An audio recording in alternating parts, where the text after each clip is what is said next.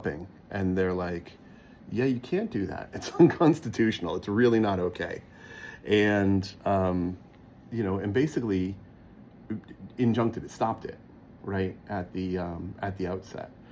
But the executive order itself had its impact. And moreover, it impacted my staff, my board, my staff, of course, and people that I work with. I'm not going to say it didn't impact me. I mean, I've gone through the list of words over several of these episodes because I think they're important to discuss. Mm-hmm. But what was happening in the room, right? We ended up, so essentially the administration has said, hey, these words, and anyone who uses these words has a target on their back, right? You're going to get harassment from us because this is not the way we want people talking. And so you're like, yeah, I just don't know why people would be scared about it. Mm-hmm. Folks were bent out of shape in that room. Mm-hmm. Folks are really upset. Yeah. And no matter skin color, no matter gender, no matter your story in life, they were ready to talk about it. And so what I found incredible was that the facilitator handled that right up front, like before introductions, before much of anything else. It's like, here's what's going to happen today, mm-hmm. and let's address the elephant in the room. And it was just really well done. And so in addressing the elephant in the room, right, we got to level set, and folks had their cathartic moment mm-hmm. about what they were feeling, about what they were experiencing, and it was out. Mm-hmm. And then we could talk about the video that was shared around with, I think I shared this with you, but I wanted to discuss it here. The National Council of Nonprofits, right, and their legal counsel, there's a video that they put together with PANO, the Pennsylvania Association of Nonprofit Organizations, and they're just talking about how these executive orders are meant to enact fear. Mm-hmm. They're meant to discombobulate. They're meant to disorient, and it's an opportunity for them to see who will cow. Mm-hmm. Right? What organizations, now that these words have been listed out there as dangerous or problematic, are making adjustments to their mission, mm-hmm. right? To their mission statement, to the way that they interact with the world, the way they show up for the world, and so this has been on the mind of me and my staff for weeks now. And it was nice to have the board members in the room, to have a face-to-face conversation around it, and then ultimately get to the place where, hey, it was voiced in the room. There are organizations who are 10 times our size that are doing very similar work, and they are making changes to their mission statements. I mean, they're getting rid of this language. They're just tweaking in very particular ways. They're still doing the same work, obviously, but they're just making sure that those words go away. And so the implication in there is our least risky choice of action is to really sort of get rid of diversity, equity. Let's get rid of this problematic language. And I said, listen, I just want to point out to everyone in the room, there are some other words on the list here right next to diversity and equity, mm-hmm. right? Including BIPOC, including minority, including gender inclusivity, mm-hmm. Including indigenous, right? And these words describe our president. They describe the president of this organization. And so what's next, right? Someone comes along and says, hey, listen, we don't want anyone who reflects any of the words here to be in leadership, right? And I said, it's just like the Nimmler quote. It's just like that. If we cow to this language, if we cow to not observing our First Amendment rights to use the words that we wish to use and what we do is show up for communities, well, what's the next step then? Right? What does that really look like? And what are we communicating in terms of, hey, community, we're looking out for you, right? But we're willing to cow in this little way. And then what's the next step? What's the next step? What's the next step? Until we can no longer meaningfully show up for the community, right? Yeah. So just that. And that conversation happened so early on in the retreat. It really offered us an opportunity to get to a more meaningful conversation. But I literally pointed out, we're 20 minutes into it, I go, look at what this executive order is. It's not even legal what was done. There's nothing binding about not using this language. There's no ability that the government has at this point to rescind funds or enact a DEI investigation. And yet, we're all talking about the changes we need to make. Because the boogeyman went boo. Fear is real, man. Yeah. Fear is real, and if you're not at one with yourself or finding solace and strength in, I don't know, your own convictions, fear's gonna get you. Yeah. Have you seen this? Has this happened for you? What? I don't know, fear. Have I experienced fear in like that way? Maybe observing people who are just like scared out of their minds. It's really like processing information, executive function becomes difficult because fear is so pervasive. Yeah, I have family members that are afraid. But all this stuff, I mean, I've talked to them a bunch about it, and they just,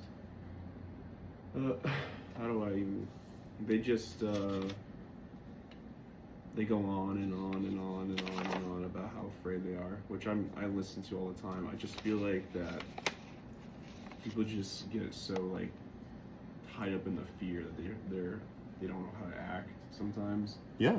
And they just sit there and they just wonder like, well, I don't want to do this anymore, but I would if I wasn't so afraid. It's like, why are you afraid of, really? Like, this is it. Exactly. Like, I don't know what you're really afraid of. It's not like they're gonna come to your house and like steal your life or anything like that, or knock your door down. You can say whatever you want, really, and do whatever you want. That's the kind of the freedom of what this country provides or claims to provide. And I find it more annoying when people are afraid of stuff like that, because it just doesn't make sense to me. Right. Because for me, I don't try to get afraid about that stuff, because for starters, it's probably easier for me because it doesn't really affect me personally. But also, secondly, it just what's the point of being afraid? Yeah. I don't know what the point is. It's like there's certain things to be afraid of, but something like this, there's no fear that really has to be behind it. Yeah. Other than being cowardly, I don't know. That makes sense. I'm not calling people cowards. I'm just saying that it kind of, to me, makes it seem like they're just afraid of feel like they're more afraid of their own shadow than than like the actual thing itself. So when it's just really not there. Yeah. Yeah, it's an imagined fear. It's an imagined fear, and when you talk about cowardice, like I don't know what cowardice looks like, but I would feel like a coward if I said, oh goodness, right? This is going on over here, right, at the federal level, and or just like not even in my circle. And because I don't want it to come over here and impact me, I'm going to change who I am. Yeah. That's, you over there are going to make me change who I am and how I show up at my core, my identity. The way I look out for myself, the way I express myself, the way I show up for the people I care about, all of that's going to change because of what you're doing over there. I'm not into it. Yeah. And it's like you say, that it doesn't add up. But there were times in my life, and I've been around people who hadn't worked on themselves, hadn't really sort of looked at what they're about, right? And so it goes to this saying, if you don't know what you stand for, you'll fall for anything. Yep. Right? And how critical the work of self-understanding is, right? Maybe there's a monument, an ancient monument that over the entranceway it says "Know thyself," right? And I mean, it's just It's critical. It's critical work. That is the work of every individual to know themselves. Yeah. Right? How can you, I don't know. How can you lean into love? How can you avoid fear? How can you shape the world in the vision that you believe is right without doing that first? Yeah. And I don't know, for me personally, I used to be a guy that used to be afraid of everything. And I just know that's what I used to be like, and I personally made it a goal of mine to not be afraid of anything anymore. So I try not to be scared of much of anyone or anything, because that was like 18 years of my life was just been out of shape of being afraid of the dumbest shit sometimes. Yeah. So I decided I just don't really want to do it anymore. So I mean, like, I don't know. Well, it's dumb shit in retrospect. Mm-hmm. I mean, at the time, it was really salient for you, right? It was really present. Mm-hmm. Your body reacted. I don't know, you got goosebumps, or you had tunnel vision. Like, you couldn't see any other options but to run, but to flee, but to, just stop doing what you're doing or get away. Mm-hmm. When I teach about behavioral change, and because you're talking about not being scared anymore, it's effective a lot of times for there to be a replacement, right? So, if I may, what was it that you replaced your fear with? You said, I'm not doing fear anymore. I'm not going to be fearful anymore. What did you find to replace it? Like, what do you mean? Like emotion? So we were talking about smoking last night, right? And you're like, hey, this is mint. Like this tube here has got just literal mint in it. Yeah. And it's not a vape pen. It's not any of that. No THC. Which no THC, none of that. Nothing. It's drug free. And I wasn't asking. I wasn't judging. But you explained it to me. I'm like, cool. I wouldn't want you to smoke cigarettes at my place, right? And I think you get that. But I'm not here to judge. But see, you've created a replacement for yourself, right? Getting away from cigarettes. You found that what's it even called? I think it's called Puff On or Puffin. Puffin? Like, yeah. I don't know. I really don't know what it's called. I know it's Puff something. Puff, okay. Puff On or Puffin. Puff the Magic Dragon. Yeah, it could be whatever. Puff. Like, I don't know. It could be whatever. It's something. I got it off Amazon. Okay. But you've got a thing to replace smoking, your cigarettes, right? And maybe it's not the best option. Maybe it's not going to work for you in the long term. Seeing on your face and you're shaking your head. It's not.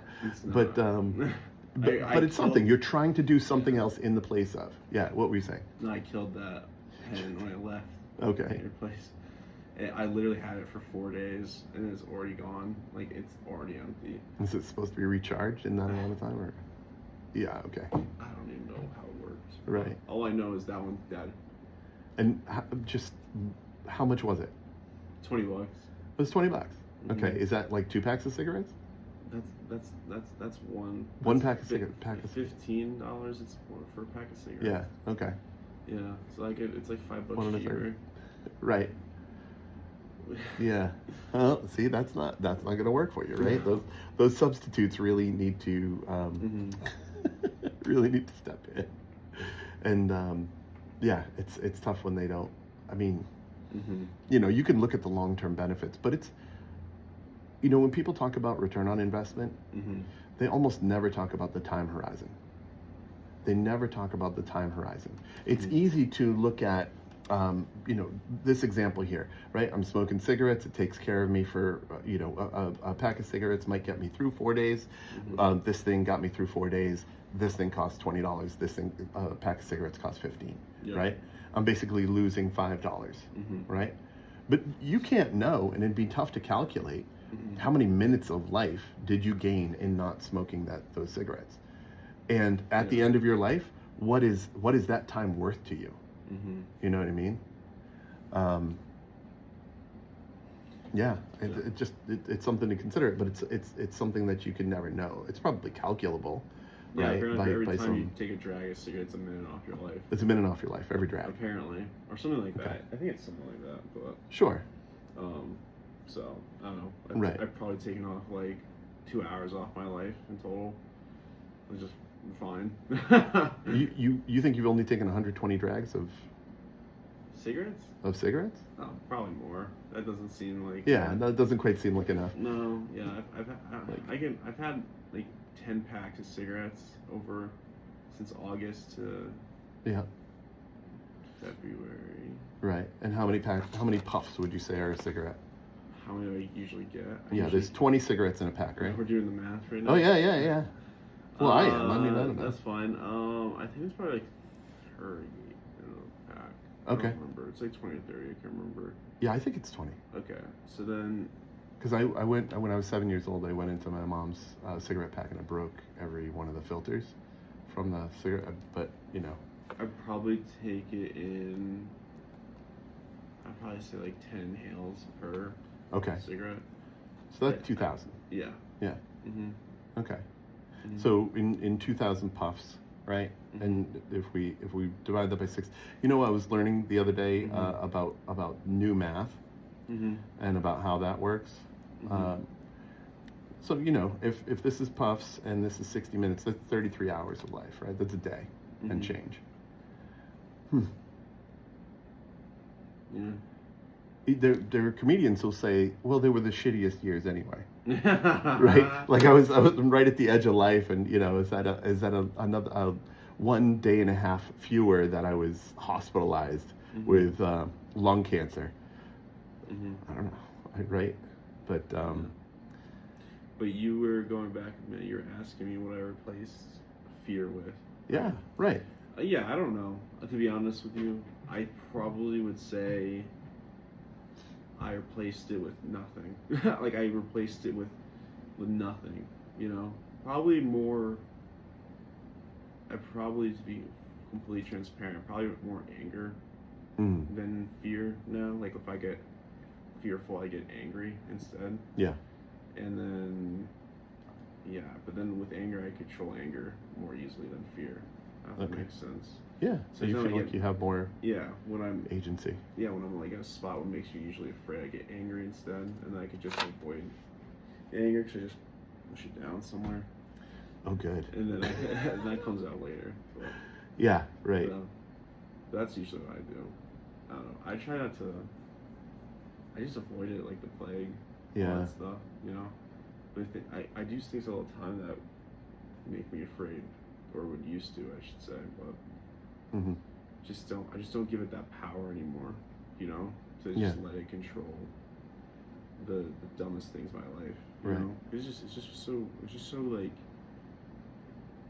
It was just so stupid for, like, very long to be so afraid of the dumbest things, and then have to look back and being like, I'm doing these things now, no problem, but I wasted years of my life not doing that thing, or doing it but like half-assing it because I was afraid to not commit. And my thought process is, if I do something, I just do it. And it's not this whole thing of like, so it's like if I don't edit a video, if I like start a video to edit, I finish the video edit. Right. I'm not gonna sit there and be like, pause this, come back to it later. It's like, no, I'm getting it done right now. Yeah. I can't not get it done right now. So I just fully jump in on it. Nice. So, yeah. Oh, I'm glad that works for you. I love the language you used. Give it power. Right? Because we really do. We give things power. We give people power over us, right? If you called me a dumbass, right? And that hurt me, right? But that's because I gave you the power, right? It's because I believe in some way that I am a dumbass. Yeah. And I let you saying those words impact me. That's a choice, right? Yeah. And we can feel like we don't have a choice, but the fact is we do. We have all these beliefs and narratives going on that are ultimately unproductive because they give others control over us, right? You're being a designated driver last night. I don't know. Yeah. Is that where you wanted to be? What, me be a designated driver? Well, I mean, at the bar. Do I want to be at the bar? Did you want to be at the bar? Yeah.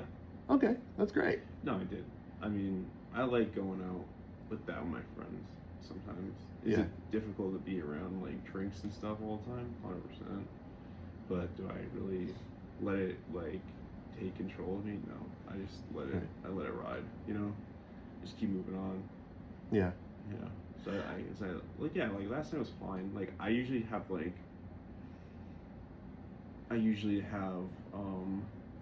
substitutes for that stuff. Wasn't there. That stuff wasn't there that night for drinking. It was just pool. Pool was my substitute. Yeah, right. Instead of drinking. They don't have pool tables there? Yeah. Oh. No, they did. They're all being used by fucking frat guys. Oh, dude. And I can't handle them. No, No. you've expressed before that you have no I appetite. have no appetite for this. The guy came up to me, and my friend Kiskin Yes. took my hat I gave him my hat. He was wearing my hat, and then I was like, give it back. I was gonna take it back and put it back in my head. And he's like, oh, like teasing me about it. This guy comes over and tries to fucking grab the hat out of his hand like an asshole and give it back to me.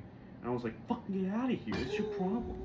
And he was like, he was the one being. I'm like, you don't fucking know him. Why the fuck are you here? Like, oh yeah, I was not. No, right. It was this guy. He just thinks he can just walk up on a situation like. Yeah. Get out of here, dude. You think I can't handle that guy? Like, if I had a problem? Like, come on. It was just so stupid. And he was like... I can hear how agitated you are.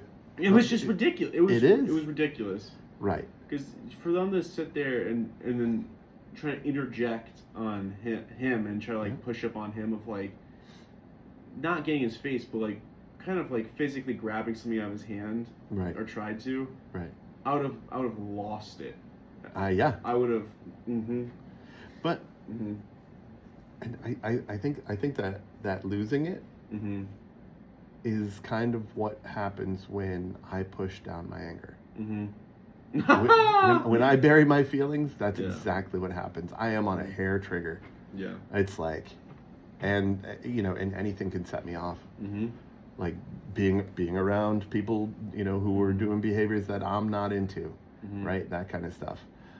Cracking jokes at me, like any of that would have just, and I didn't. I haven't gotten in a fight since middle school, but I would absolutely slash people with my tongue. This other guy goes up to these girls I'm with at the place, like my friends, and he's a frat guy too. He starts talking to them, and he's just dropping the N-word constantly. Nice. To them, and he's the whitest guy in the room. Like, that's what needs to happen. It's like you turn off the lights, it's like a light show with his skin. That's how white he was. Okay. So it's like this guy's neon white. And like he's saying the N-word. Fantastic. To these girls, and they're like, you can't say that. Like, he was like, what? And then he said it again, and I just sitting there like. And they came up to me, and they saw that I was literally about to walk over there and like say something, whatever I was gonna say, you know what I mean? And they said to me to not bother, that they'll handle it, or that they handled it. And I was like, it doesn't look like you did, but sure. Good. I mean, yes. People and so know alcohol when was it. it. People know when I go out that like I'm always ready for like the worst. Like I'm just like I'm itching for whatever, and like I'm game for whatever kind of thing. And that's just because that's how I am with these places. Because these places, I know I have fun with my friends, but I know it makes me angry too when I go to these places all the time. Right. And right. And I know it gets me angry, and I just have fun with it, when I drink with my friends, it's never it's like I can't remember the last time it was to the point of belligerence or any of that nonsense. But here's what I know about drinking, right? When I drink to a point, I'm a lot more likely to make bad choices. And I think you know that too. Like intuitively, you know that. Yeah, that's why I don't drink. Right, it's right. But you are surrounding yourself with people who are drinking. Yeah, and I'm just it's great. You're being facetious. Like, I see you, man. I don't know. Yeah. I know. I put myself in those situations. I know. You do. I hate it. I hate the people there and the vibe of the whole. Right. I know it, but I just like hanging out with my friends in those places. I think there's also something to you being a protector, right? For Kiskin, for instance, right? Like, nobody can touch him. No, like, that would not be okay by you. Yeah. And If that guy grabbed the hat in his hand, that would have been raps right then and there. I've been like, what the fuck is your problem? Yeah. And the guy was like, what? Right. And I was like, I don't care. Like, he was like, I was helping you out. And I'm like, I don't give a... You think this scrawny blonde guy, I can't handle him? Like, right. I'm playing the game with him. He knows I can get the hat back anytime. I'm just playing the game with him because it's funny. And you think that because you had a few beers in you that you think you know the situation when you don't. Right. Douchebag. Well. And that guy that went up to the girls came up to me 2 weeks ago at the bar and tried to talk to me. And he was just like, my name's I'm not gonna say his real name because I remember his real name. But I'll say my name's Drew. Yeah. And what I said in response was nice. And that was it. I was like, nice. He was expecting me to say my name back and for me to have like some special bond. Life for story. And him to invite me to like back to his frat place later. But I just literally was like, nice. So like, you like all the babes here tonight? And I was like, nope. And he was like, end of combo. He's like, okay. And he walked away. Hey, at least he got the hint. Oh, he got the hint quick. Like, there was no... If he didn't get the hint, I was going to, like, throw a brick at his head. And that's probably the fastest way to get it to him. Goodness. But yeah, that guy was such a douche that night and 2 weeks ago. He just... Yeah. And he's always there. So it's always great. So... I can't help but think you're asking for it. And I am mildly concerned about that. No, mildly concerned. I don't pick the last thing. I never pick a fight. Pick the fight, right? Yeah. But it doesn't always come out in the wash who was okay, like who started the fight or who, if you were seen as the aggressor. I don't know. It's just like a. No, I don't. I never pick it, nor am I ever aggressive. Okay. It's usually just I plainly just don't like you. I just don't talk to you. Right. And if you get angry and you get upset and you start doing things, then I'll match that same energy back. But I'm not. I don't start it. It's kind of this thing of what. I like. Oh my God. All right. So let's make a short list, right, of things that can prevent you from walking. Right? From walking? From graduating. Yeah. Like what can get in the way of your future. Yeah, all right? Sure. Okay. Like, I'm going out tonight, potentially. Fantastic. Because this guy at a frat was like... he literally... A guy I do not like came up to me yesterday and was like... He saw me walking around campus. He's like, yo, man! And I'm like, who are you? And he's like, you going to Blarney's tomorrow night? Which is Friday. We're doing this thing there from like 6 to 9. And it's like for seniors that graduate, it can be free stuff and free this. Then you should come by. And I'm like, yeah, man, I'll show up. I'll be there. And he's like, great, can't wait to see you there. I was like, can't wait to see you there too. I don't like him. I hate this guy so much. He cheats on his girlfriend all the time. Why are you going? Because I just want to go. Why are you going? I just want to be there. Oh my God. I know. You're hilarious, dude. I don't even know. Like, I'm glad that next Thursday you'll be at game night. It's gonna be cool. We're doing a draft thing. I'll tell you about it afterwards. Draft thing? Yeah, draft thing. What does that mean? Well, when you play Magic, you can get the Magic cards in booster packs. Right? I'm saying this more for the benefit of the listeners. And so everyone sits around with 3 booster packs, and we each open one. Yeah. Right. We look through those 15 cards there, 14 cards, depending on the pack, and pick one. Are we playing Magic? That's one of the things that's going on next week. Okay. Right. I know we're gonna do Binding Isaac. I don't know how to play Magic. I know. I just don't know how to play. Well, that's fine. I'm just being honest. That's okay. I'm going to continue your thing. Yeah, no, Okay. no. So Kyla brought a few more of her friends last night, and so we're gonna do something. When we're playing Magic, we're gonna do this thing, as opposed to, because like some of the decks that we already have constructed are unbalanced. So this is a way to play in a more balanced, way. So it's like in the Binding Isaac game, everyone basically has access to the same card pool, right? Yeah. Like there's the loot pile and the treasure pile. Yeah. So so everyone has access to the same cards. That is not the case with the way that we've currently been playing Magic. So it gets a little unbalanced, and I get a lot of heat for winning all the time. So I'll have Kissing bring his deck, and you won't win. there we go. Oh yeah, did you just? I'm not even joking. You just dropping the gauntlet on me over? It's not even a joke. It's not a joke. He has a deck in his thing that if he gets like 3 cards, it's infinite combo, and you literally can't do a turn. It's the dumbest thing I've ever seen. All right. It makes me so angry when I play with him. Okay. Because I don't know how to play. I don't know how to play, but I like play. Yeah. I play the play, but like 2 other people are there playing too that really know how to play, and they are like in the same boat as me. Like they look like beginners like me when we play against Kiskin. It's like that bad. I mean, he's welcome. He's welcome to come. This would be fun. I talked to him about it. He said he might. Yeah. So, okay. But yeah, what you're saying like about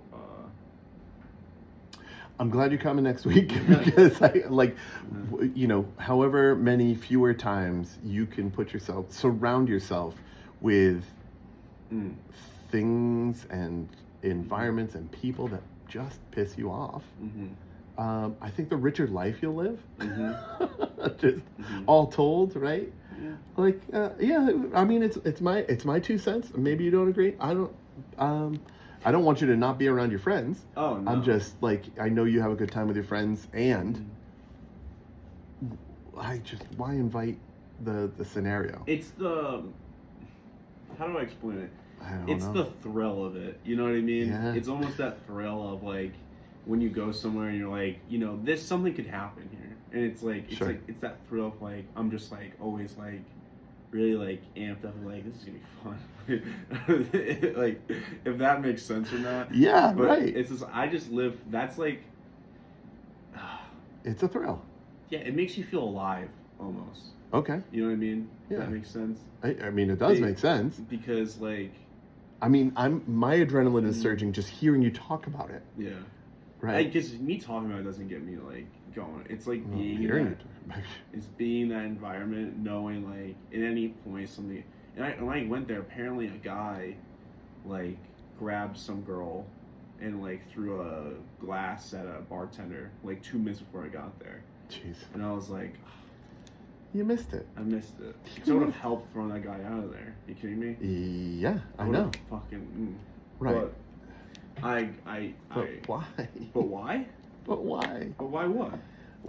Why involve yourself? Why be in that environment? Why? Terrible person. Okay, sure. But don't they have people to deal with that? I think they do. Yeah, they have bouncers. Yeah, they're bouncers. But it's just that whole thing of I don't like seeing people put in spots like that, and if I can help out in any way of like getting rid of that, then I'll be there helping out with that. But I don't know, it's that thrill of just being alive a little bit. Of like that. I know it sounds so bad. Like I know how bad it sounds. Like I'm not recommending this to anyone, nor am I recommending it for myself, but this is what I do. Yeah. So. Yeah. Like it's difficult for me to not and it hurt none do it though, right? And what I'm seeing here is you're inviting a scenario where there's a greater risk of you being hurt or someone being hurt. Right. And so that's what challenges me about it. Yeah. Right? I'm not like, I don't want to control you, I don't want to tell you how to live your life. Right? Like I guess there's an opportunity to explore what you really get out of that. Right? Yeah. Last time we talked, you were vocal about how, it might have been 2 times ago, you felt bad about how you expressed your anger at the way that the way that your friend was being. Oh yeah. Right. Mm-hmm. You didn't hurt anybody. You didn't punch anybody. Right. Nope. But you got loud. Right. And a roommate of yours felt really challenged by how loud you were. Right. Well, ultimately, it resulted in, I think a positive resolution. Yeah. Right? Your friend that you had to address seems to have turned things around, really appreciates you as a friend, has kind of taken what you had to say to heart, right? And questioned some things in his life and made some changes, right? So, like that, there you were in a scenario where you're surrounded by your friends. And yes, alcohol was part of the picture there too. But not for right? me. Not for no, Yeah. but it was there. I'm not saying you. Yeah. I know what you're saying. And so you don't like how you responded to the scenario there at home amongst your friends. Now let's change the environment, right? What would that have looked like if the whole thing happened at the bar? At the bar? Yeah. If me doing that at the bar? Right. Oh, I would have gotten in a bar fight. I think so. Oh, I'm not saying I definitely would not happen. Half the time, like I said, that was different. Okay. All right. You know what I mean? That was way different. I mean, with alcohol, that same stuff could happen again, right? True. A guy comes up, targets Kiskin, right? Because that was the triggering factor, right? And you let him have it verbally, right? That just about happened here. Hey, you can't take people's hats and tease them with it, right? And you would have gone at the guy. Yeah. So I'm just saying, it's worth exploring. I think one of the things I've been walking around with and meditating on is self-delusion.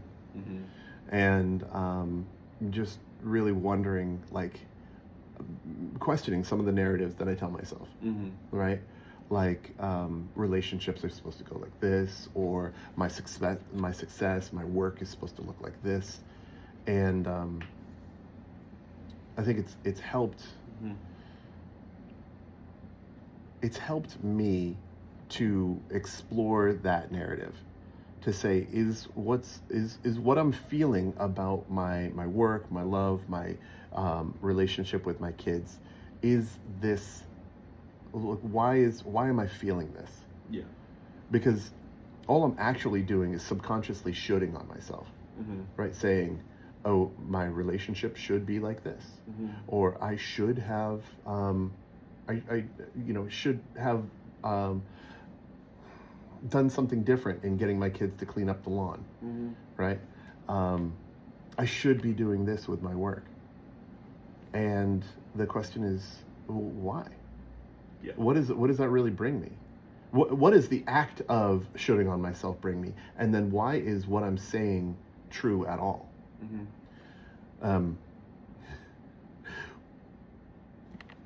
In your example, why is going to the bar and being around people I don't like, doing activities I don't like, right? Not all the activities you don't like. You like pool, you like hanging out with your friends, but the other stuff, the drinking, the N-wording, the what about the girls, man?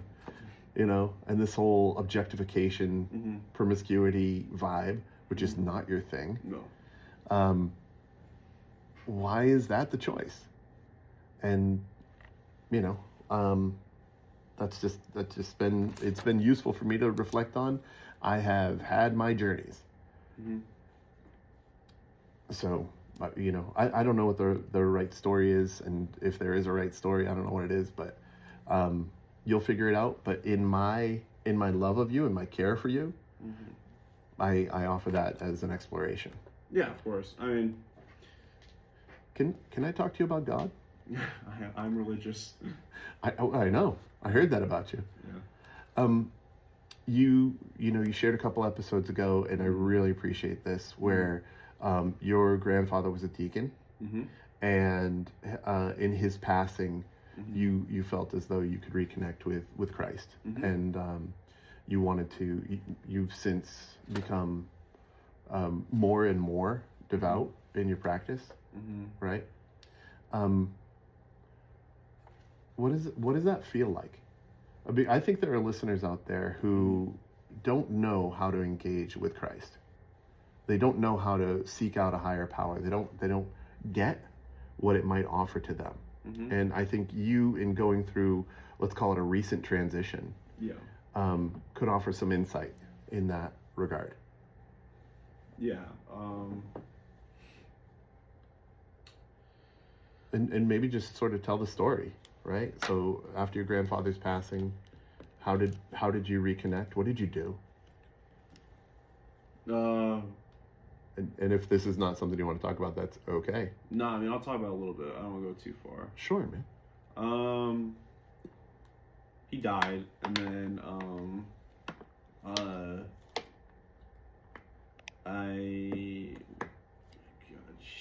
my grandmother, she wanted to go through a bunch of his stuff and everything to like figure out kind of like what he like was giving me and other people and everything.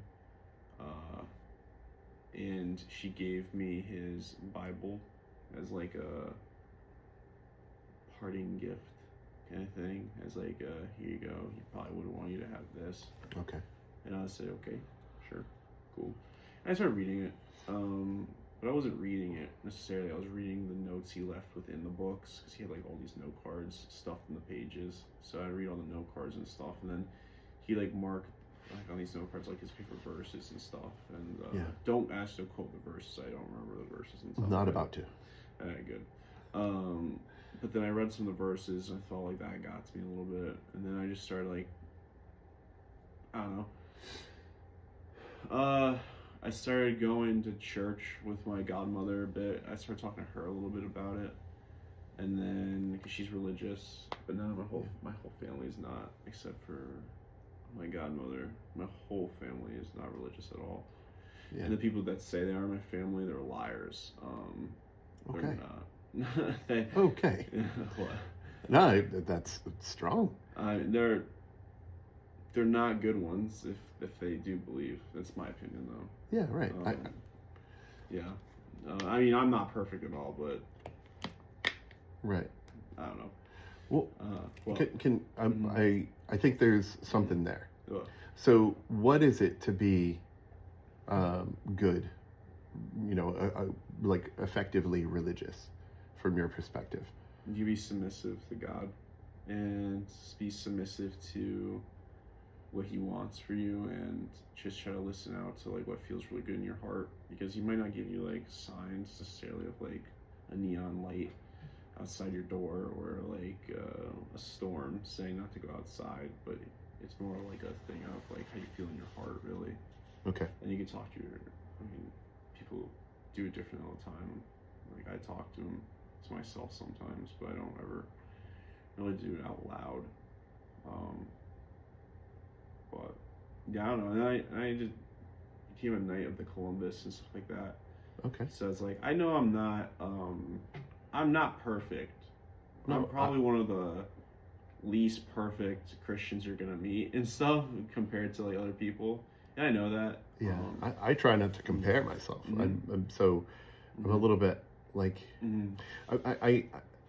Liam, I think your journey is interesting, incredible, and the fact that someone you were so close to, right, led you back to religion. I'm interested to know what your connection to God, right, your submission to Jesus means for you, and I just really I'm honored that you're open to this conversation, even in part, right? But that gift of the Bible with the deacon's notes in it, right? Your grandfather's notes, that's like a relic. Like that's a really awesome thing to sort of end up with, right? Because this is, his work and musings and the things that he, just, I don't know, really valued from from the Bible, right? From the teaching of Christ. It's the New Testament, right? Yeah. Yeah. It's the American Bible. Uh-huh. I think that's what it is. Okay. That's the name of it, I should say. Yeah. That's a really cool thing to have. Mm-hmm. I want to relate to you. Mm-hmm. I was given my grandmother's diaries. Mm-hmm. Like this many books of diaries. Yeah. And there's been a part of me that has resisted looking into them, right? Digging into them. And, you know, my father's older sister, right? So the firstborn, she's like, oh, it's, you know, a lot of mundane stuff. Like, this is what she ate for breakfast this day and this day. And I know there's more in there. I know there's more, and I haven't delved in, and I don't really know what that's about. Like, you know, I have a picture of my grandmother in my place. I look at her, I say hi to her every single day. I want to explore what's in there, and for some reason I haven't yet, and maybe I wasn't ready. I don't know, but I'm gonna. Yeah. And so for you to have this item that I think relates to that, I think that's really cool. Yeah. Yeah, I definitely I'm pretty happy I got it. You know what I mean? Yeah. I'm not willing to talk about my family that much, so I didn't want to get into your family. no, it's fine. I'm just yeah. So church is a weekly Sunday thing? Or yeah, I haven't gone in a while. I have to go again. It's been months since I've gone, to be honest. My father was raised Catholic and went to Catholic high school and all this stuff. And he feels closer to God. He used to go to, you know, he was an altar boy, all this stuff. And he feels closer to God out in the woods, right? This is where he works. This is his life, right? He's got a firewood business, and has for the past 44 years, right? So it's interesting to me to hear you say I should go to church, as if that, and you know, I'm not questioning, but what I'm hearing is where I am has to do with my connection to God. Is that, do you feel that, or is that a belief that you have? I more feel it when I'm alone, like outside. So I, you know, and like, you know, I go to church, it's fine. Like, yeah. But it just doesn't do it for me. Because my mind doesn't sit well with just standing in a place like that for hours. You know what I mean? So why do I go? Well, why do you do it? Like, see, so the going to church, especially if you're not feeling it, right? That, for me, I see as religiosity, right? It's like I'm doing an act because there's some narrative that says this is what good Christians do, right? Where what you just said is I feel my connection to God, when I'm alone, when I'm, you know, in quiet contemplation, whatever. Yeah. So what does going to church do for you? It's just because I feel like you have to go. That's kind of it, really. Okay. It's nothing. It doesn't really do anything for me. Like I feel good when I go. Oh, okay. Afterwards and stuff. So, but it's just like it feels like I've done something good. You know what I mean? When I go, I have that like weird feeling in my body. But at the same time, my mind wanders the entire time. You know what I mean? I can't sit there forever and listen forever. Like I always look around when I talk to people. I don't like do eye contact and stuff, and I just feel like it's so very personal, that whole thing. Yeah. And it just doesn't. It's not how I handle stuff. So when I talk to people, I always look around. I'm never like one to like stare as I talk. So, or like if I don't want to talk. Right. So, I don't know. That's just how I am with things. Yeah. I like messing with stuff, like messing with this wire the entire time, or my phone and stuff. Like just how I am. Right. But I'm still listening. It's just my brain. It's just ADHD. Just runs. So. Okay. I don't know. That makes. I don't know. That makes sense. It does. What I'm saying. Do you notice yourself fidgeting when you're in quiet contemplation? Like when you feel connected to God and you're all by yourself? Mm-hmm. I fidget all the time. Yeah. Like, I just fidget a lot. Yeah. I fidget when I'm stressed, mostly, though. So, yeah. Fidget a lot when I'm stressed. Are you feeling stressed? Yeah, a little bit. Is it me? No. I just get stressed talking about this stuff, if that makes sense.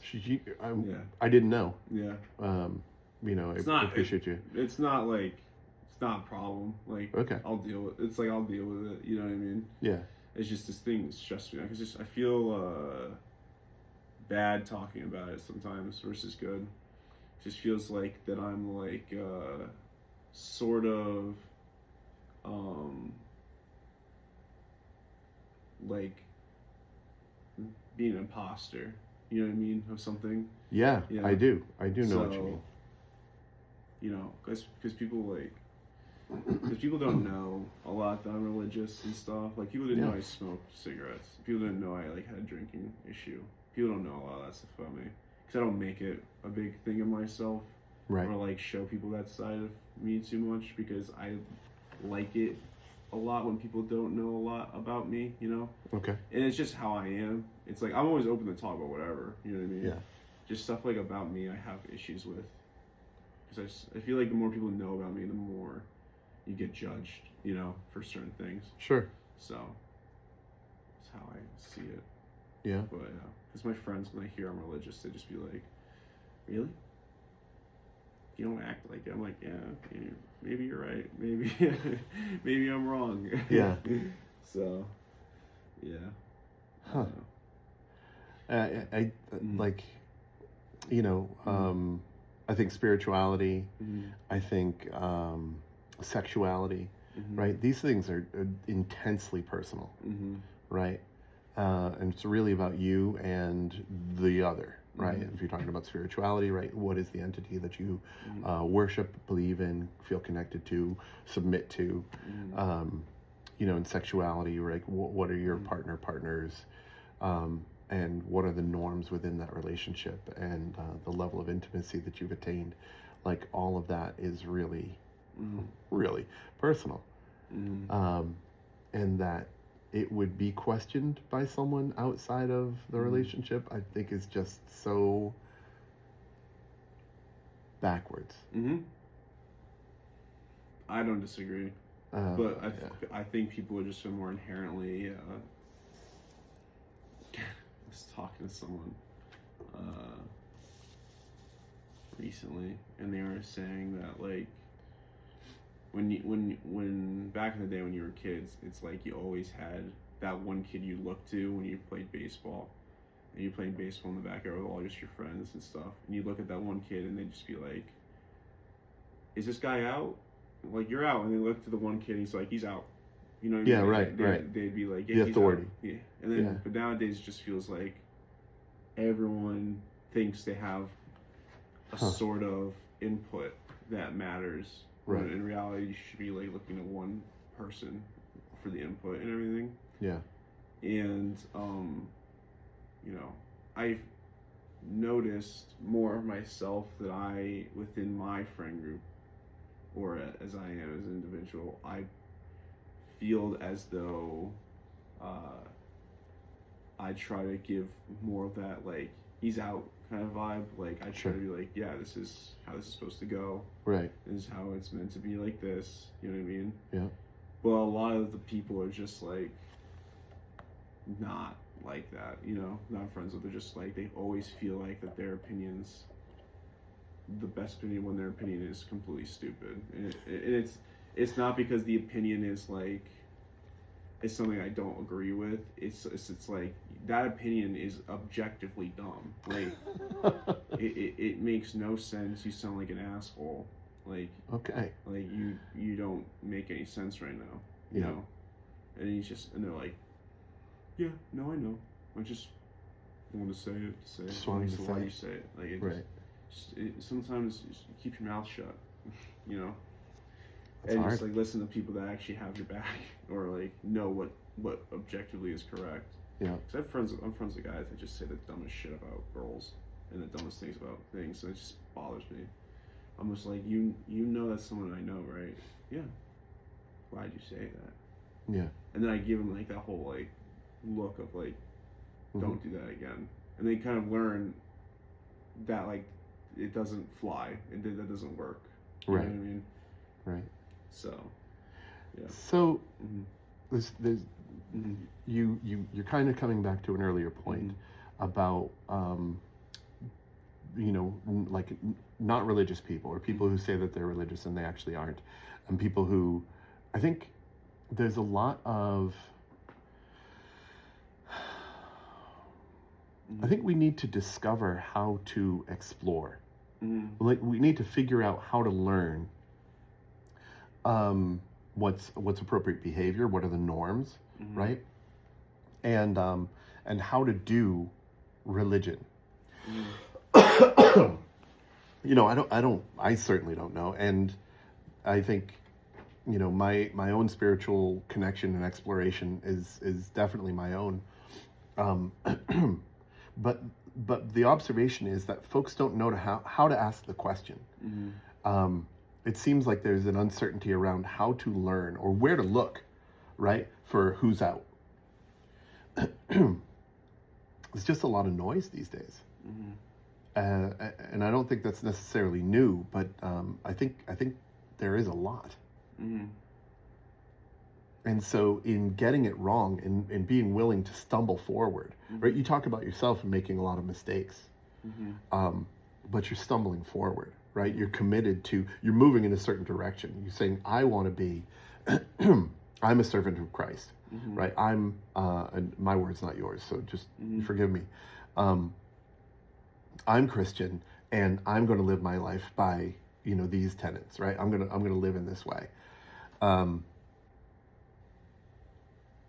The same thing being true about how to conduct ourselves in public, right? How to be an adult, right? A responsible human being around other people, how to care for other, I don't know, how to be considerate of other people's needs, right? There seems to be a lack of training or faith in the initial training around how to behave.